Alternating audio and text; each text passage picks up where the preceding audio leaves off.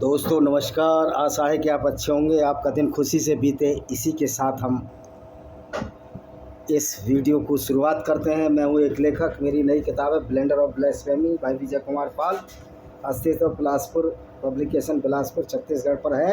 Amazon Flipkart में भी आपको उपलब्ध है। आप इसको खरीदिए और समझिए कि किस तरह इस्लाम की सच्चाई बताने पर लोगों को पाकिस्तान में कत्ल किया जा रहा है, किस तरह एक क्रिश्चियन महिला को कत्ल किया गया और बहुत सारे लोगों को कत्ल किया गया। सबका इसमें विवरण है, पढ़िए।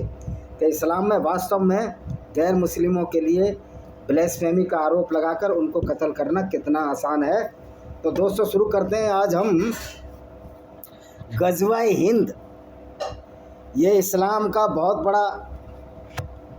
बड़ा सपना है लोगों का, इस्लाम के मानने वालों का। अंदर से बाहर से कुछ भी कहें, बाहर से ये कुछ भी कहें, असुद्दीन ओवैसी कहे या मौलाना कहें कि गज़वा हिंद ख़राब है, ये हो नहीं सकता, लेकिन अंदर से ये सब चाहते हैं कि भारत में इस्लाम फैले।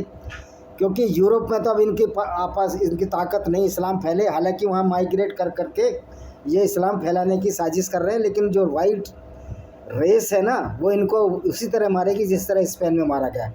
अब वो समय आ गया है। फ्रांस में मस्जिदें तोड़ दी गई, इसी वजह से तोड़ी जा रही है मस्जिदें। तो दोस्तों, अब ये हिंदुस्तान को कभी फतेह नहीं कर पाए, ये इनके अंदर दर्द है और अब कभी कर नहीं पाएंगे। क्योंकि झूठे अल्लाह के नाम पर ये झूठे मौला कब तक लोगों को बेवकूफ़ बनाते रहेंगे। झूठा अल्लाह मैं इसलिए कह रहा हूँ कि दुनिया को बनाने वाले अल्लाह को ये भी नहीं पता कि धरती सूरज के चारों तरफ घूम रही है, जबकि दुनिया को बनाने वाला इनका अल्लाह, मैं तो नहीं मानता हूँ दुनिया को बनाने वाला, वो कहता है धरती स्थिर है, सूरज के चारों तरफ चक्कर लगा रहा है। ये इनकी किताबों में है। धरती की गति का कहीं भी कुरान में उल्लेख नहीं है। तो अब इस ऐसी मूर्खता लोगों से, जो गज़वा हिंद की मूर्खता है, उसके बारे में हम बात करेंगे।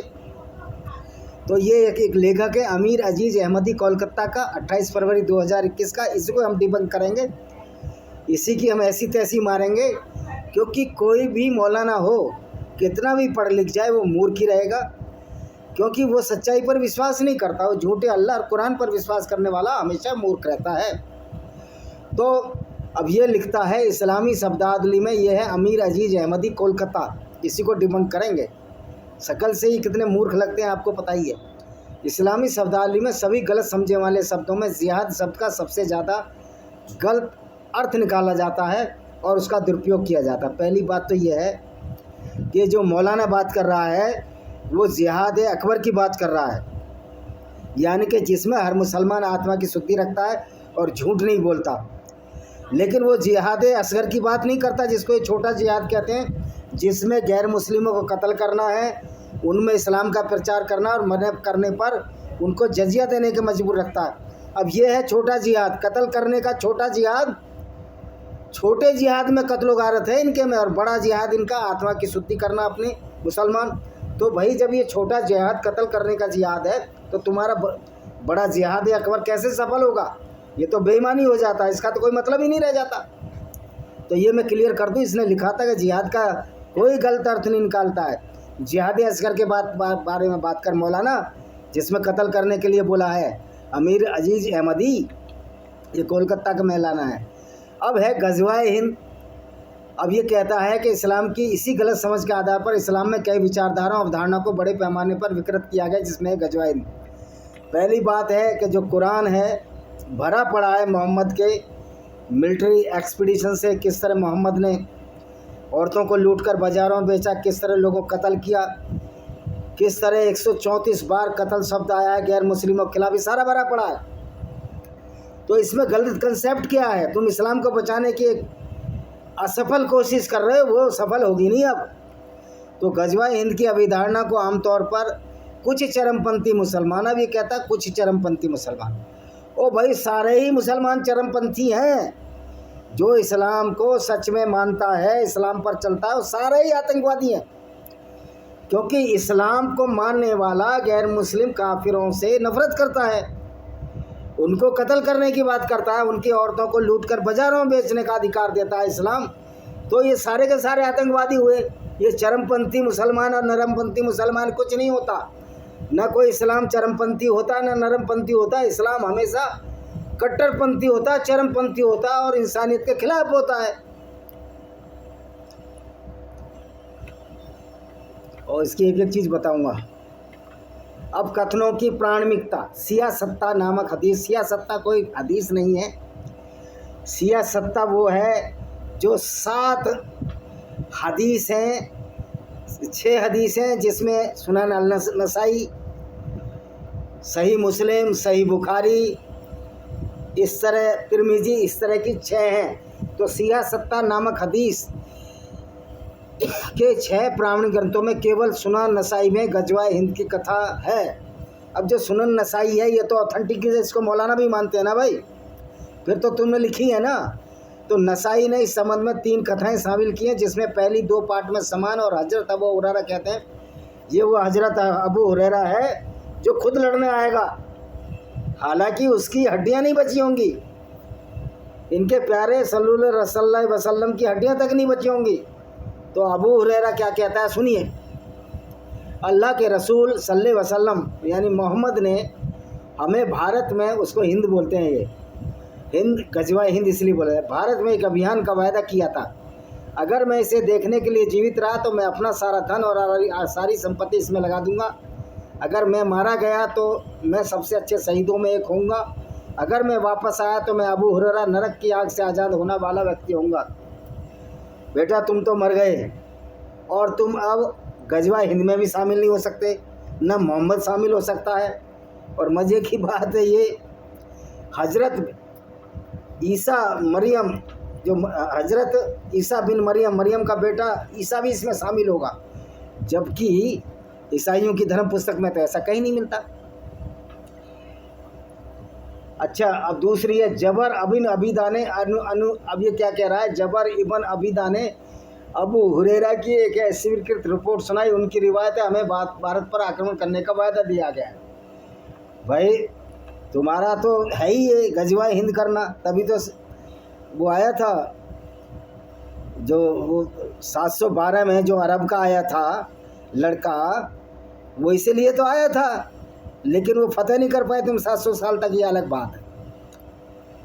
जो पहला लड़का अरबी आया था जो 712 में आया था, नाम भूल गया, 16-17 साल का लड़का था, जिसको खलीफा ने, हिजाज के खलीफा ने उसको कत्ल करा दिया था, ऊँट की जिंदा खाल में सीकर, मतलब जिंदे को ही खाल में सिलवा दिया था और दम घुट कर मर गया था वो। उसका नाम है मोहम्मद बिन कासिम। तो सुनन अल-नसाई में तीसरी रिवायत में पैगम्बर मोहम्मद सल्लल्लाहु अलैहि वसल्लम कहते हैं, मेरे उम्मत के 2 समूह जिसमें अल्लाह नरक की आग से मुक्त करेगा, वह समूह जो भारत में अभियान करेगा, और एक जो समूह ईसा बिन मरियम के साथ होगा, यानी कि इसमें जीसस भी साथ आ जाएंगे लड़ने के लिए। किस तरह की मूर्खता की बात है। तो ये कहता, हालांकि इस कथन में अन्य 2 की तुलना में कुछ हद तक प्रामाणिकता है और कई विद्वानों ने इसे विश्वसनीय मारा है, फिर भी यह पूरी तरह से आलोचना से मुक्त नहीं है। पहली बात तो तुम्हारा पूरा इस्लाम ही आलोचना से मुक्त नहीं है, तो ये कोई नई बात नहीं बताती कि इस्लाम आलोचना से मुक्त नहीं है, क्योंकि इस्लाम झूठ, फरेब, धोखेधड़ी पर आधारित एक आइडियोलॉजी है, जिसमें गैर मुस्लिमों को कत्ल करने के लिए 174 बार आया है, जिसमें औरतों को आधी अकल का कहें, औरतों को गंदी कहना, औरतों को नरक में बोलना, ये कई बार आया है। क़यामत आई नहीं और मोहम्मद में नरक में जाकर औरतों को भी देख लिया, ये कैसे संभव है। तो ये देखिए ना, साहिद अफरीदी और जितने भी पाकिस्तानी प्लेयर हैं पागल हैं इस्लाम के पीछे, क्योंकि इन बेचारों को मालूम नहीं है कि सही इस्लाम क्या है। न शोएब अख्तर को न मालूम, ना वो मोइन वो है जो एक प्लेयर और है उनका, जिसने कितने, मोइन अख्तर शायद प्लेयर है जिसने बहुत सारे रन बनाए थे, 281 बनाए थे सबसे पहले, उसी ने बनाए थे शायद 281।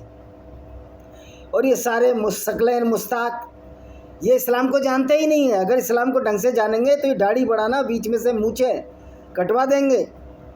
जिस तरह यूसुफ यूना को मोहम्मद यूसुफ बना दिया इन लोगों ने। मतलब लोग भी कितने मूर्ख हैं जो इस्लाम की सच्चाई और गंदगी को भी मानकर इस्लाम में जाना चाहते हैं, क्योंकि मौलाना इस्लाम का सच ही बताना नहीं चाहते। जब मौलाना इस्लाम का सच नहीं बताते हैं तो भोले भाले लोगों को ये इस्लाम में चले बुला लेते हैं, और जब ये इस्लाम में चले जाते हैं तो यही लोग अपराधी बन जाते हैं। क्योंकि इस्लाम अपराध को बढ़ावा देता है। इस्लाम इंसानियत के खिलाफ एक आइडियोलॉजी है। यह एक उचित परंपरा है, लेकिन अब ये कहता अल वालिद के पुत्र बकिया के कारण यह सिलसिला कमज़ोर है। हालांकि कुछ लोग उनका अनुसरण करते हैं। अबू बकर इब्न अल वालिद अब जुवैदी को छोड़कर, जिनकी स्थिति अज्ञात है, शेष कथावाचक विश्वसनीय है। अब ये देखिए, गजवा का अनिवार्य युद्ध नहीं है। गजवा शब्द मूल शब्द गजा से बनता है, जिसका अर्थ है किसी चीज़ को प्राप्त करने का इरादा। ओ भाई, गजा का मतलब है लड़ाई, युद्ध। गजवा करना है, आक्रमण करना, किसी मिशन को अंजाम देना। और तो भाई, गजवाए हिंद में कौन सा तुम आध्यात्मिकता ला रहे थे? या तुम्हारे इस्लाम में कोई आध्यात्मिकता है? जिनका पैगंबर ही लड़कियां बेच दी, जिसने यहूदी कबीले की बनु कुरैजा की नजद के बाज़ारों में उसके बदले घोड़े हथियार खरीदे, तो तुम्हारे यहाँ कोई नैतिकता नाम की चीज़ है इस्लाम में? तो इस्लाम का आध्यात्मिकता और नैतिकता से कोई संबंध ही नहीं है, मानवता से भी कोई संबंध नहीं। तो फिर कौन सा गजवा कर रहे थे आप? आप सिर्फ वही गजवा कर सकते हैं जो दूसरों को लूट खसोट, काफिलों को लूटना, उनकी औरतों को लूट कर बाज़ारों में बेचना, उनके साथ बलात्कार को जायज़ माना जाए इस्लाम में। अगर औरत गैर मुस्लिम है तो बलात्कार जायज़ है उसके साथ, क्योंकि वो मल्लिकाए अमानत है, वो मल्लिकाए अमीन है। गैर मुस्लिम की औरत पवित्र है तुम्हारे लिए, और उसके साथ तुम मोलेस्टेशन करोगे, उसका चरित्र हनन करने का इस्लाम इजाज़त देता है। तो तुम आध्यात्मिकता तो कुछ ला नहीं रहे थे। तो गजवाए हिंद तो वही गुंडागर्दी है, गजवाए हिंद वही गुंडागर्दी है इस्लाम की, जो कि इस्लाम ने यहूदियों के साथ की, क्रिश्चियनों के साथ की।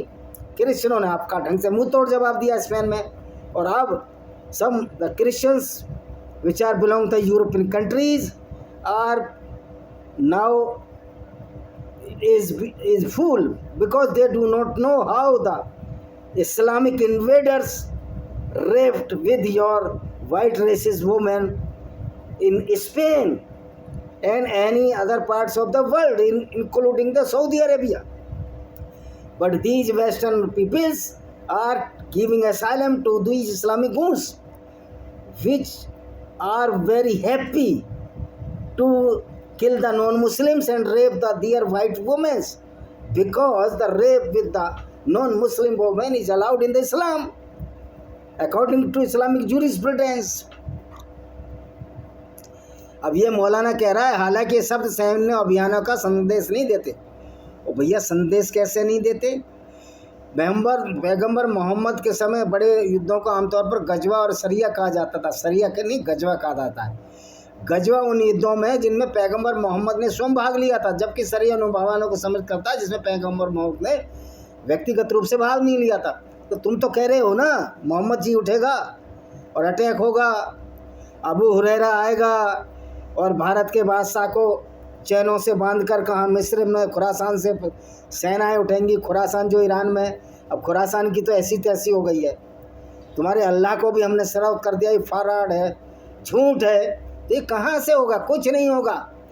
तुम अब घोड़े खोल लो, पूरी मुस्लिम अम्मा पूरी ताकत लगा ले, गजवाए हिंद होगा नहीं, क्योंकि काल्पनिक अल्लाह के सारे कोई युद्ध नहीं जीता जा सकता।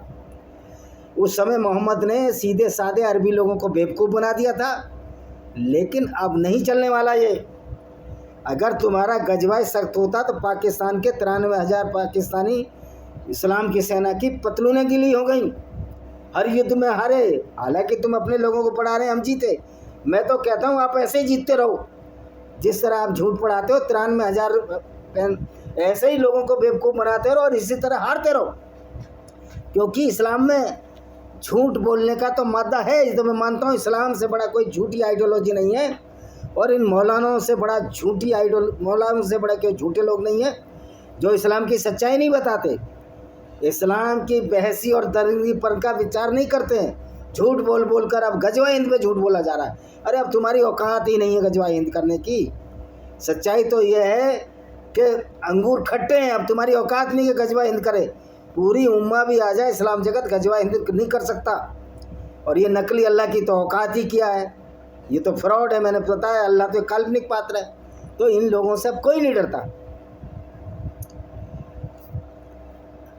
अच्छा, मोहम्मद ने इस्लाम के प्रचार के लिए प्रतिमंडल भेजे थे। भाई वो चिट्ठी लिखता था मोहम्मद कि अगर इस्लाम नहीं हुआ तो हमें वो करना पड़ेगा, हमको कत्ल करना पड़ेगा, तुम्हारी औरतें लूट ले जाएंगे। और मोहम्मद ने जल अल मकूकस को, जो सीरिया का गवर्नर था क्रिश्चियन, उसको चिट्ठी लिखी कि आप इस्लाम का प्रचार प्रसार करो। लेकिन वो चालाक था, अल मकूकस, अलेक्जेंड्रिया का गवर्नर, उसने औरत इसको मारी, अलकेपतिया भेज दी औरत गिफ्ट में, और मोहम्मद जी लट्टू हो गए उस पर। और उससे एक अवैध संतान का जन्म हुआ जिससे इब्राहिम नाम था। वो मर गया 2-4 साल की उम्र में। और छोटी बहन सिरीन आई थी जिसकी शादी एक कवि से करा दी है तुम्हारी हदीसों में। तो मोहम्मद के जो कार्य थे सिर्फ औरत और पैसे के लिए थे। और लोगों को बेवकूफ़ बनाते हैं, मौलाना ये ज़िंदगी कुछ नहीं है। अगर कुछ नहीं है तो काहे को धन कमाते हो? मत कमाओ धन, रहो भूखे नंगे, मांग मांग कर खाओ। हज भी करोगे, उसका हज करोगे, उस मक्का का हज करोगे जो तुम्हारा था ही नहीं, गैर मुस्लिमों का था। अब ये क्या कह रहा है मौलाना? पवित्र कुरान धर्म के नाम पर आक्रमण करने की सख्त मनाही करता है। कुरान ही तो कहता है जब रमज़ान के पवित्र महीने बीत जाए, चैप्टर 9 आयत नंबर 5, तो मुशरिकों को जहाँ पाओ कत्ल करो, उनकी घात लगा कर बैठो। और अगर वो न तुम्हारा मार्ग छोड़ दें, अल्लाह को मान लें, इस्लाम कर रहे हैं, उनको छोड़ दो, अल्लाह बड़ा दयावान है। तो कुरान ही तो हमेशा हिंसा करता है। कुरान जितनी हिंसा तो किसी किताब में नहीं है। तो मौलाना कलकतिया, तुम झूठ बोलकर न झूठी ना बताओ बतियाँ। तुम्हारी पोल खुल चुकी है, इस्लाम की पोल खुली है। ये कुरान पवित्र ही नहीं है, इससे बड़ी तो अपवित्र किताब नहीं है जो गैर मुस्लिमों को मारने और काटने की बात करती है। तुम इसको पवित्र कुरान कहते हो? शर्म आनी चाहिए। लानत है तुम्हारे ऐसे लोगों पर जो सिर्फ इसलिए दूसरों को कत्ल कर देते हो कि वो गैर मुस्लिम हैं। अब ये कहता है इसलिए कुछ चरमपंथी संगठन गजवा हिंद को सैन्य विजय के रूप में देखते हैं, तो ऐसा भू राजनीतिक इरादों से करते हैं। और तुम्हारे भू राजनीतिक इरादे कहाँ है? कहाँ इस्लाम हो जाएगा? कोई इस्लामिक कंट्री है जो भारत को हरा सके? तो मतलब मूर्खता यहाँ भी कर रहे हैं। राजनीतिक भू चाहिए, अब तो इस्लाम ख़त्म होने पे है।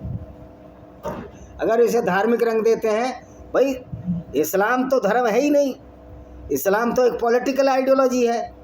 इस्लाम तो एक बहुत बड़ी मूर्खता है। वो सोचते हैं कि एक मुसलमान 10 के बराबर है। ऐसा कहीं हो सकता है?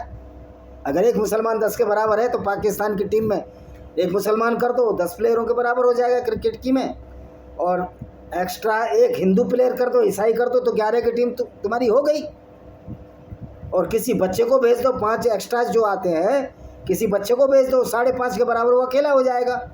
मुस्लिम बच्चे को भेज दो। यानी इस तरह की मूर्खता ये चल नहीं सकती। अब जैसा भी कहता है, जैसा कि पवित्र कुरान में कहा गया, ईश्वर में न्याय एक भी निर्दोष व्यक्ति की हत्या की पूरी मानवता की हत्या के बराबर साफ है। ये सिर्फ कहा गया है 5:32 में एक मुसलमान की हत्या किस पूरी दुनिया की हत्या है। ये कभी नहीं कहा गया कि एक गैर मुस्लिम की हत्या पाप है या पूरी दुनिया की हत्या है, बल्कि कुरान तो गैर मुस्लिमों को कत्ल करने का आर्डर देता है। तो ये झूठ क्यों बोलते हो मौलाना? गजवा हिंद की कथा वास्तव में क्या दर्शाती है? इसकी एकमात्र संभावना यह है कि भारतीय उपमहाद्वीप में इस्लाम की शांतिपूर्ण शिक्षाओं का प्रचार करने का अध्यात्म मिशन है। ये कह रहा है इस्लाम कभी शांतिपूर्ण हो सकता है जिसमें औरत को आधी अकल की बात हो? जो इस्लाम को ना माने वो काफिर है, वो नजस है, वो गंदा है। इस्लाम से ज़्यादा तो अशांति कोई दुनिया में पैदा ही नहीं कर रहा। ये तो पनौती हो गई है, मानवता पर पनौती है इस्लाम। ये तो इस्लाम होना ही नहीं चाहिए। इंसानियत के नज़रिए से इस्लाम खारिज है। अब मोहद्दीन चिश्ती फरुद्दीन ये बताता है, गज शंकर निजामुद्दीन औलिया अन्य पवित्र हस्तियों में जिहाद का इस उदाहरण। भाई मोहद्दीन चिश्ती तो वो था जिसके चेले चाटे गाय काटते थे। ये जितने भी चिश्ती हैं, ये जितने ये तो वो लोग थे, ये भी इस्लाम को ही मानते थे। ये तो धर्म परिवर्तन कराते थे। तो सूफी भी उतने ही जहरीले हैं, क्योंकि जो कश्मीर का सत्यानाश किया, मीर अली हमदानी एक सूफी था। उसने लोगों की, हिंदुओं की जिंदा खाले नुचवा ली। लोगों को जल झील में डुबा डुबा कर मार डाला गया। उनको घोड़ों पर बैठने का अधिकार नहीं दिया गया। आप पढ़िए ना, किताब लिखी है, जो कवि हैं वहाँ के कलहण की पढ़िए, राज तरंगनी, और दूसरे कश्मीरी लेखकों को किताब पढ़िए। सबसे बदमाश तो यही था मीर अली हमदानी। सूफी संत भी कोई अच्छे लोग नहीं हैं। और इन सूफियों की मज़ारों पर तुम जाते हो यार, ये शर्म का विषय है हम हिंदुओं के लिए कि कि हम अपने कातिलों के मज़ारों पर जाते हैं, हमारे हिंदू औरतों के साथ बलात्कार करने वालों को हम अपना पीर मानते हैं, फ़कीर मानते हैं। हम साबित कर देंगे जितने पीर फकीर थे ये सारे उसी तरह के लोग थे जिस तरह का एक गली के लोग होते हैं, लड़कियां छेड़ने वाले सौदे। क्यों? इस्लाम तो सौदेगिरी को पसंद करता है। रवायत का अगला भाग इस दृष्टिकोण को पुष्ट करता है, इसका लेखक बता रहा हूँ। दूसरा समूह जिसके बारे में पवित्र पैगंबर ने कहा था कि उन्हें जहन्नुम से पनाह मिलेगी, वह जो ईसा बिन मरियम या वायदा किए हुए मसीहा के साथ होगा, जो बाद के दिनों में प्रकट होने वाले थे। वायदा किए हुए मसीहा के बारे में पवित्र पैगंबर की कई भविष्यवाणियाँ उनके भारत में जन्म की ओर इशारा करती हैं। ओ भैया, भारत में जन्म नहीं हो सकता, जिसका एक बार जन्म हो गया दोबारा जन्म नहीं होता। हालांकि हिंदू पुनर्जन्म में विश्वास करते हैं, लेकिन तुम तो पुनर्जन्म में भी विश्वास नहीं करते ना। जब इस्लाम पुनर्जन्म में विश्वास ही नहीं करता, क़यामत के बाद हमेशा जिएंगे, तो ईसा मसीह का जन्म कहाँ होगा? तो ये झूठ का पुलिंदा लोगों को क्यों बेवकूफ़ बना रहे हो? और क्यों मोहम्मद का पुनर्जन्म होगा श्रीलंका में होगा और ईसा का यहाँ होगा, भारत में भाई कैसे होगा? तुम्हारा तो पुनर्जन्म में विश्वास ही नहीं है। तुम तो ये कहोगे मुर्दे जिएंगे और जीने के बाद सारे उठ जाएंगे। तो भाई जब तुम्हारा अबू हुरैरा जब क़यामत आ जाए, जब आप करना ये बातें, अबू हुरैरा की औकात नहीं, किसी की कोई औकात नहीं को गजवा हिंद कर सके। ना अल्लाह की औकात है, ना मोहम्मद की औकात है, ना इस्लाम वालों की औकात है। और ये कहते हैं ये शांति स्थापित करने के लिए संघर्ष है। वो भाई शांति स्थापित कैसे करेगा? इस्लाम कभी शांति स्थापित ही नहीं कर सकता। इस्लाम तो शांति को ख़त्म करता है। अच्छा, ये क्या कहता है? इस्लाम के शुरुआती दिनों में जब इस धर्म को मिटाने के हरसंभव प्रयास किए जा रहे थे, बिल्कुल अलग हालात थे। ओ भाई, अभी भी अगर हालात अच्छे हैं तो उस तरह संघर्ष जो थे, उन कुरान और हदीसों को फेंक दो रद्दी की टोकरी में। क्यों मानते हो उन कुरान और हदीसों को? उनको मानेंगे, कह रहे कुरान बदल नहीं सकती, और मन हावे मूड हिलावे इच्छा है गजवा हिंद करने की। बेटा, वो तुम्हारा कभी भी सपना सही नहीं होगा। और ये अमीर अजीज जो है, अंग्रेजी में मास्टर डिग्री है, मैनेजमेंट में इसकी स्नातकोत्तर की उपाधि है, और कलकत्ता में अहमदिया मुस्लिम यंग मैंस ऑक्सिलरी मजलिस खुदामल अहमदिया के प्रमुख के रूप में कार्यरत है। अब ऐसा झूठ बोलता है ये। अब ये झूठ नहीं बोलेंगे तो इस्लाम बच ही नहीं सकता। तो गजवाए हिंद के बारे में जो झूठ बोल रहे हैं कि इस्लाम में गजवाए हिंद नहीं है भाई, लेकिन ये अलग बात है। ना अल्लाह की औकात है, ना किसी इस्लामिक उम्मा की औकात है जो भारत में गजवाए हिंद कर सके, क्योंकि नकली अल्लाह के सारे गजवाए हिंद नहीं किया जा सकता। झूठ और कल्पनाओं के सारे कोई गजवाए हिंद नहीं किया जा सकता। भारत के पास ऐसे ऐसे हथियार हैं कि 14 दिन में सारी इस्लामिक उम्मा को ख़त्म कर देगा इंडिया। तो ये दिमाग से निकाल दो कि ये मोहम्मद का ज़माना था, लोग बेवकूफ़ थे। इवन अब तो सऊदी अरब में भी इस्लाम छोड़ने वाले लोग हैं। तो जो गजवाए हिंद की परिकल्पना है थोती है, झूठी है, और हालांकि इरादा है इनका, लेकिन गजवाए हिंद ये क्या इनका बाप नहीं कर सकता। 1000 अल्लाह आ जाए तो नहीं कर सकते, 1000 मोहम्मद आ जाए तो नहीं कर सकते, क्योंकि एक मिसाइल मारोगे कितने ही अल्लाह के बंदे 72 हूरों के पास चले जाते हैं आजकल। तो ये मूर्खतापूर्ण विचार इस कुरान में क्यों पाए जाते हैं? क्योंकि कुरान उन लोगों ने बनाया जो उम्मी थे, मूर्ख थे, जाहिल थे। मोहम्मद साहब खुद अनपढ़ थे। अगर इनका चचेरा साला बरका बिन नोबिल इनको आयतें न लाता तो आयतें भी नहीं बनती। ये अल्लाह के नाम पर जो झूठ बोला गया, इसी का नाम कुरान और इस्लाम है। और जिहाद गजवाए हिंद भी उसी कड़ी है। तो झूठ बोल बोल कर कोई गजवा नहीं होता। ये सब फ्रॉड है, और गजवाए हिंद इनका बाप भी नहीं कर सकता। पूरी दुनिया कोई ताकत नहीं कर सकती। इफ्तिखार ठाकुर, तुम हो नंबर 1 के मूर्ख हो, जो कि वहाँ का कॉमेडियन है। तुम खुद गजवाए हिंद के शिकार हो। तुम्हारी माँ बहनों के साथ जो कन्वर्टेड मुस्लिम है, चाहे भारत के हों, चाहे हिंदुस्तान के हों, पाकिस्तान के हों, कहीं के हों, उनके साथ इवन सऊदी अरब के मुसलमान पहले यहूदी उनके माँ बहनों के साथ बलात्कार किए, तभी अवैध संतानें पैदा हुई। तो सारे के सारे कन्वर्टेड मुस्लिम है, एक भी सही मुस्लिम नहीं है। इवन मोहम्मद साहब भी मुस्लिम नहीं थे, वो भी बाद में इस्लाम चलाया तो वो मुस्लिम बने। इसी के साथ मैं इस वीडियो को विराम देता हूँ। वंदे मातरम, जय हिंद, आपका दिन शुभ हो।